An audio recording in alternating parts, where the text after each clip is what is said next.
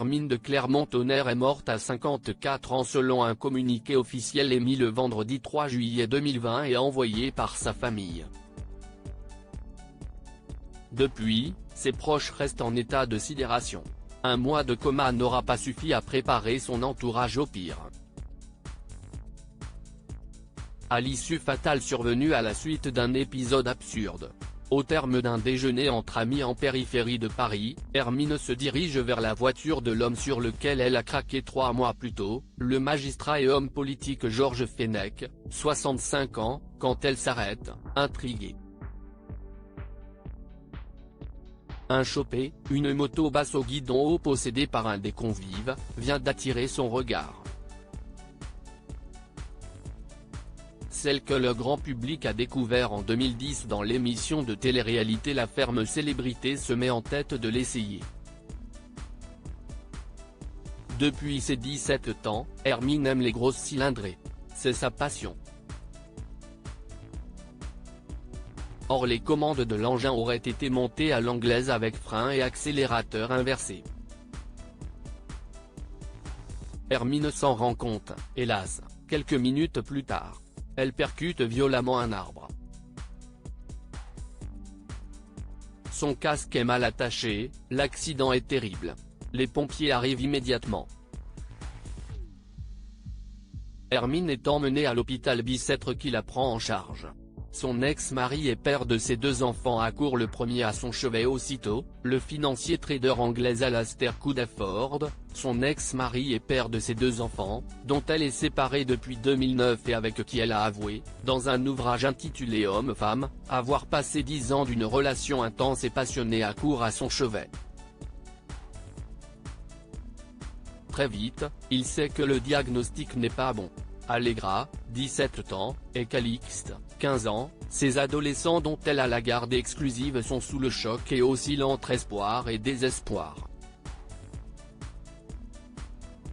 Jusqu'au décès de celle qui était la vie même. Réputée pour ses excentricités, Hermine, qui venait d'une famille très classique, avait confié assez justement sur l'antenne de France Inter en 2019 « Je suis celle qui n'a pas bien compris le mot discrétion dans ma famille ». Née des amours du duc Charles-Henri de Clermont-Tonnerre, une des plus vieilles familles françaises, et de Anne Moranvillers, elle n'hésitait pas à se faire appeler princesse et à choquer le Gotha en échappant au code. En choisissant un mode de vie festif et extravagant rappelant davantage les habitudes clinquantes de la jet-set, et du reste elle avait joué dans le film éponyme d'Antoniente en 2000, que celle des tapis feutrés des châteaux dans lesquels elle avait grandi. Mondaine et bonne vivante, elle cachait un versant très touchant. Mondaine et bonne vivante, depuis la naissance des 2 prunelles de ses yeux, Hermine était une maman des plus attentionnées.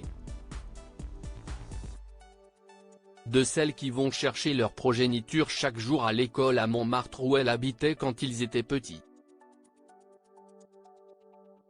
Quand on la rencontrait, parfois cigare en bouche, on était d'abord saisi par sa voix, chaude et grave, bien placée, entre gouaille et élégance, puis on détaillait le reste. Son allure de belle femme qui aurait fait merveille en tailleur et chignon mais qu'elle voulait colorer, singulière, jusqu'à ses extensions de cheveux de couleur soigneusement entretenues par son grand ami, le coiffeur Alexandre Zouari. Avec elle, il fallait renoncer aux clichés sur l'aristocratie ou à toutes sortes de qualificatifs assortis. Et ses intimes avaient perçu un versant très touchant. Celui d'une femme au tempérament d'artiste et au grand cœur qui dépannait volontiers ceux qui en avaient besoin. Une amie décrit son habitat bohème, des peintures, des sculptures, des paillettes, des armoires de grand-mère et des flacons de parfum. Olivia Zeltner, une de ses meilleures amies de ces dernières années, décoratrice, se souvient avec émotion, on promenait nos petits poulbeaux sur la butte et on brunchait au champagne et à l'accordéon avec Michou à la mascotte, un bar de la rue Le Pic. On partait en virée inoubliable dans sa mini jaune décapotable voir une expo et promener Madame, sa majestueuse chienne, Braque de Weimar, pour de longues heures au bois de Boulogne. Elle n'aurait certainement pas aimé qu'on s'en tienne à un cliché de femme légère et showbiz. La confidente de la princesse se souvient encore, on se racontait nos vies de femmes de 50 ans, sexy, courageuses et rock'n'roll comme deux gamines de 16 ans. Elle n'aurait certainement pas aimé qu'on s'en tienne à un cliché de femme légère et showbiz la concernant. C'était surtout une maman créative et extraordinaire. Je ne peux que garder au présent celle que je vois toujours en train de me sourire en robe à paillettes et Santiago. Les anges sont en bonne compagnie. Crédit photo, Rachid Bellac.